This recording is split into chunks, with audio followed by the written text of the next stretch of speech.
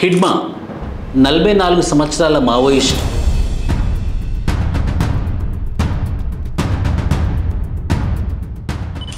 CPI Maoist political పార్టీకి ముఖ్యమైనటువంటి నాయకుడు ఆయన భార్య రాజే ఇద్దరు మారడువెల్లిలో నిన్న ఎన్కౌంటర్ జరిగి చనిపోవడం జరిగింది. సో ఆపరేషన్ కగర్ అనే ప్రోగ్రాం ద్వారా గవర్నమెంట్ ఆఫ్ ఇండియా ఎట్టి పరిస్థితుల్లో మావోయిస్ట్ లేనటువంటి భారతదేశం క్రియేట్ చేయాలి 2030 కల్లా అని చెప్పేసి చాలా యాక్టివ్గా అయితే మావోయిస్టుల మీద ఎన్కౌంటర్లు చంపడం ఇలా అయితే చేస్తుంది. మంచిదే, ఇంటర్నల్ సెక్యూరిటీ విషయం మీద మావోయిజం లేకుండా నక్సలిజం లేకుండా ఇంటర్నల్ సెక్యూరిటీ ఇష్యూని మనసులో పెట్టుకొని ముందుకెళ్ళడం చాలా మంచిదే. కానీ మళ్ళీ పుట్టదంటారా నక్సలిజం? మళ్ళీ మావోయిజం రాదంటారా? మళ్ళీ నక్సలిజం మావోయిజం రాకూడదంటే ఏం చెయ్యాలన్నది కూడా అంతే ఇంపార్టెంట్. ఒక గవర్నమెంట్ ఎంత మోతాదులో నక్సలైట్లని మావోయిస్టులని హతమార్చుతుందో అదే విధంగా మళ్ళీ పుట్టకూడదనే ఆలోచన కూడా ఉండాలి.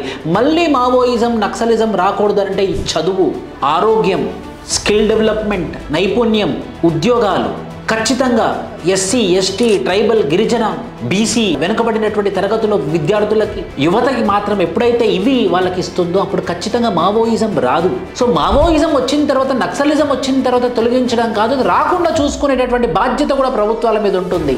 జై హింద్, జై భారత్.